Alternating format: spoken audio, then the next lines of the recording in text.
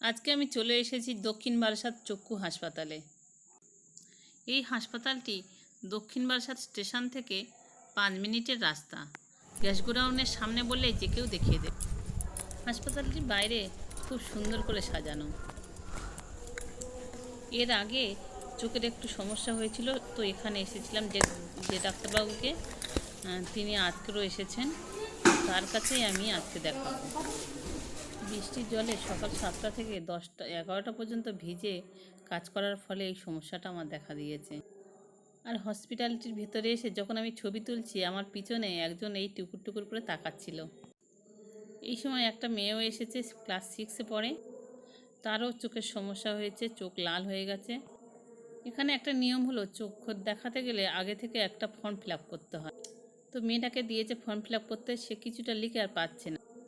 ওর সঙ্গে আসা ওর ঠাকুমাকে জিজ্ঞেস করছে, ঠাকুমা কি করব।